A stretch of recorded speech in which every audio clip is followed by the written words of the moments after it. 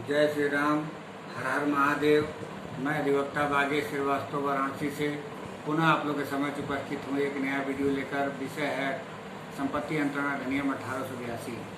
हमने संपत्ति अंतरण अधिनियम से संबंधित लगभग 11 वीडियो अपने यूट्यूब चैनल पर अपलोड कर दिया है तथा साथ में अन्य विषय पर भी हमने प्ले लिस्ट क्रिएट किया है, उसको आप लोग जरूर देखें ताकि लोअर डिवीज़न या हायर जुडिशरी में जो भी मेंस में क्वेश्चन बनते हैं, इससे मैं उन्हीं पर्पज़ से ही वीडियो बना रहा हूं और रिवीजन के पर्पज़ से बना रहा हूं ताकि आप लोग जब कभी रिवीजन करने के मूड में आए तो ये 10-20 मिनट का जो वीडियो होगा वो आप लोग के लिए बहुत ही हेल्पफुल होगा और उस कीवर्ड को आप लोग अपने दिमाग में बैठा करके आंसर देंगे ताकि आपका आंसर गलत ना हो। यदि आप मेरे इस चैनल पर नए हैं तो मेरा निवेदन है कि आप पहले सब्सक्राइब कर लें, बेल आइकन पर क्लिक कर दें ताकि जब भी मैं कोई वीडियो अपलोड करूं तो इसकी सूचना आपको तुरंत मिल जाए। साथ में वीडियो पसंद आए तो लाइक ज़रूर करें तथा अन्य लोगों को भी शेयर करें। आते हैं हम विषय पर। आज हम चर्चा करेंगे अध्याय 5 का और इसमें धारा 105 से लेकर के 107 तक का हम वर्णन करेंगे। पट्टे के संबंध में हम चर्चा करेंगे, पट्टा क्या होता है, क्योंकि पट्टे को परिभाषित किया गया है धारा 105 में और धारा 106 में बताया गया है कि ये पट्टे का नेचर क्या होता है, किस तरीके के पट्टे को क्या कहा जाता है और उसका कैसे उसको क्रियान्वित किया जाता है, इसके बारे में धारा 107 बता रहा है। हम एक एक करके देखते हैं। तो पहले तो जो पट्टा का विषय वस्तु होता है वो स्थावर संपत्ति होता है। इस चीज़ को जब धारा 105 आप पढ़ते हैं, मैं आपको एकदम आसान शब्दों में बताऊंगा ताकि आपको हर एक चीज़ इसमें क्लियर हो जाए। पट्टा एक तो जो कुछ भी पट्टे के अंतर्गत ट्रांजैक्शन होता है वो स्थावर संपत्ति का होता है और वह स्थावर संपत्ति जो होता है राइट टू एंजॉय के लिए होता है, मतलब जो उपभोग करने के अधिकार होते हैं उसका ये अंतरण होता है। हम लोगों ने बंधक में क्या पढ़ा, इंटरेस्ट का जो ट्रांसफर होता है। यहाँ हम क्या पढ़ रहे हैं, उपभोग के अधिकार का ट्रांसफर होता है। मतलब इसमें न टाइटल ट्रांसफर होता है और न ही इंटरेस्ट ट्रांसफर होता है। जो एक ओनरशिप होता है, ओनरशिप के कई अधिकार होते हैं, उसमें से एक अधिकार होता है एंजॉयमेंट का, यानी कि उस संपत्ति का जो उपभोग करने का अधिकार होता है उसी अधिकार का अंतरण किया जाता है किसी कीमत के बदले और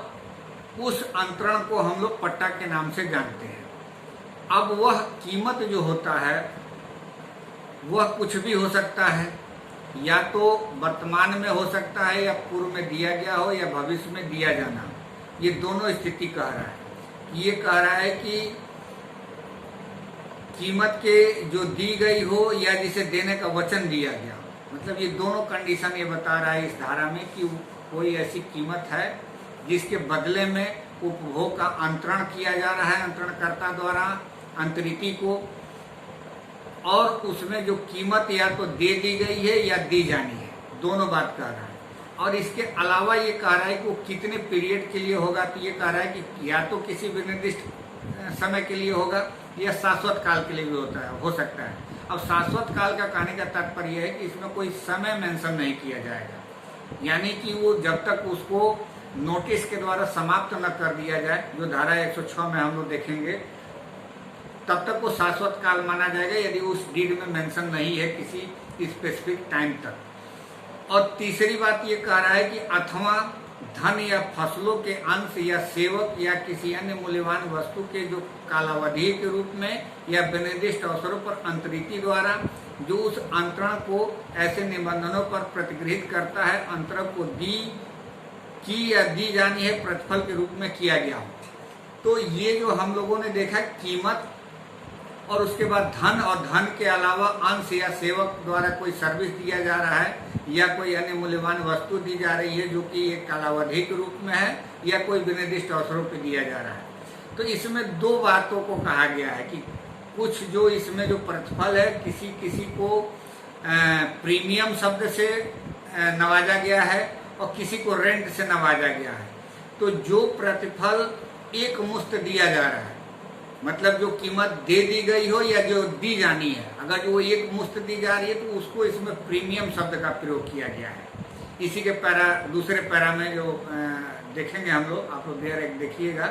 तो उसमें ये कहा गया है कि जो प्रीमियम है वो प्रीमियम किसको कहा जाएगा, तो जो दी गई है कीमत या जो दी जानी है, यानी कि एक मुश्त कोई चीज दी जानी है कीमत के रूप में, वो प्रीमियम माना जाएगा। और बाकी के जो धन के रूप में है या कोई फसलों का अंश है या कोई सर्विस है या कोई अन्य मूल्यवान वस्तु है जो कालावधि रूप में, यानी कि उसको हर महीने में देना हो या स्पेसिफिक टाइम पे देना हो या निर्दिष्ट अवसरों पे, यानी कि जैसे होली दीपावली इस तरीके का है कि उसका टाइमिंग फिक्स है कि इन्हीं अवसरों पे दिया जाएगा, तो इस तरीके का यदि कोई देने की बात आ रही प्रतिफल में उस अंतरण के माध्यम से,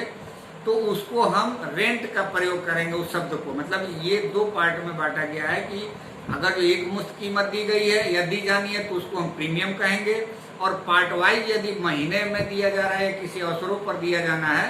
खास अवसरों पे जो मेंशन किए जाएंगे उस डीड में, तो उसको रेंट शब्द बताया गया है। और जो व्यक्ति जो ओनर है जो अपने संपत्ति का अंतरण करता है उसको पट्टाकर्ता कहा जाएगा, और जो अंतरिती है जिसने प्रतिफल प्रतिगृहित करते हुए दिया है, जो भी कीमत दिया है या जो अंश दिया है, वो पट्टेदार कहा जाएगा। और बाकी जो कीमत है या जो प्रतिफल है उसको या तो प्रीमियम हम कहेंगे या उसको रेंट कहेंगे, और जो डीड होगा उसको पट्टे का अंतरण कहा जाएगा। तो इस प्रकार से हम लोगों ने देखा धारा 105 में कि इसमें क्या क्या होता है। अब चूंकि इसकी आवश्यकता कहाँ पड़ती है, जब हम लोग देखेंगे उत्तर भारत में, जैसे अपने यहाँ पूर्वांचल वगैरह में है कि कुछ लोग अपने जमीन पे स्वयं खेती नहीं करते हैं। उसके पीछे कई कारण हो सकता है, वो या तो खुद अपने आप को अयोग्य हो या खुद दूसरे से कराना चाहते हो या वो ऐसा हो कि कहीं सर्विस में हो, कोई भी रीजन हो सकता है, तो अपने जमीन को खेती किसी को दे सकते हैं और वो उपभोग के अधिकार का ही अंतरण होता है इसमें, और उसको पट्टा नाम दिया जाता है, क्योंकि अंतरण का नेचर ही बताता है कि कोई ट्रांजैक्शन पट्टा है या कोई ट्रांजैक्शन बंधक है या वो विक्रय है या वो हम जो कुछ भी उसको गिफ्ट कर सकते हैं या कोई भी अंतरण है, तो उसका नेचर ही बताता है कि वो किस टाइप का डीड है। अब हम लोग देख लेते हैं धारा 106 को। अब धारा 106 ये कह रहा है कि लिखित संविदा या स्थानीय प्रथा के अभाव में कुछ पट्टों की कालावधि, यानी कि यदि कोई स्थानीय प्रथा है तो उस स्थानीय प्रथा में क्या चलन है उसको माना जाएगा, उस पट्टे का क्या कालावधि होती है। जैसे कृषि का कोई भी होता है तो 1 साल में खेती होती है, 2 फसलें काटी जाती हैं, तो एक चलन होता है कि 1 साल के लिए कोई भी खेती होती है, किसी को दिया जाता है, तो ये पट्टे पे। लेकिन जहाँ कोई लिखित में संविदा नहीं है पट्टाकर्ता और पट्टेदार के बीच में, या कोई ऐसा लोकल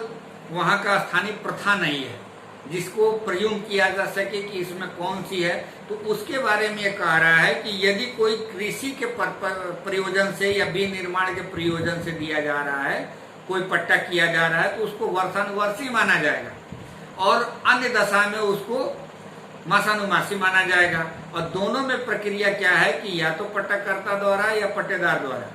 नोटिस दे करके, यदि वर्षानुवर्षी है तो उसको 6 महीना के पूर्व नोटिस दे करके अवसान किया जा सकता है, और यदि अन्य कोई है मासानुमासी है तो उसमें 15 दिन की नोटिस दे करके, चाहे वो पट्टेदार हो या पट्टाकर्ता हो, उसका लीज को अवसान कर सकता है। तो ये बात धारा 106 में कही गई। प्री में यही पूछा जाता है कि मासानुमासी क्या है और कितने दिन की नोटिस दी जानी है। अब इसका उपधारा 2 ये कह रहा है कि जो अवधि की गणना है वो किस दिन से माना जाएगा, तो ये कह रहा है कि सूचना की प्राप्ति से माना जाएगा, 6 महीना या 15 दिन। जैसे ऐसा नहीं है कि 7 दिन में डिलीवरी करने में समय लग गया अगर तो नोटिस को, तो वो 7 दिन भी इंक्लूड होगा, नहीं। यदि 6 महीना की गणना नोटिस की करनी है तो जिस दिन, चाहे वो पट्टेदार को या पट्टेकर्ता को, जिसको भी मिलता है नोटिस, उस दिन से वो 6 महीना या 15 दिन का काउंट किया जाएगा।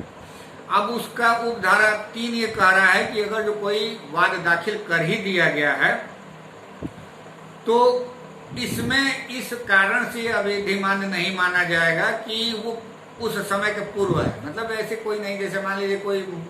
अवसान के लिए कोई मुकदमा दाखिल कर दिया और 4 ही महीना की नोटिस हुई है तो इसलिए अवधि मान्य नहीं हो जाएगी कि उसका 6 महीना पूरा नहीं हुआ। मतलब ऐसा नहीं है कि वाद दाखिल करने के लिए कि 6 महीना के बाद ही होगा, ये इसमें इसके कहने का मतलब है कि 6 महीने के बाद अवसान हो जाएगा, उस नेचर के वर्षानुवर्षी पट्टा माने जाएंगे। और इसका उपधारा 4 ये कह रहा है कि जो भी सूचना होगा वह सूचना या तो खुद पट्टेदार द्वारा या पट्टाकर्ता द्वारा दिया जाएगा या उनके अभिकर्ता द्वारा दिया जाएगा और उसको डाक द्वारा भेजा जाएगा, और वो या तो उसको मतलब किसी उनके वयस्क कुटुंब के जो सदस्य हैं उनके पास निवेदित या प्रदत्त कर दिया जाएगा, या उनके किसी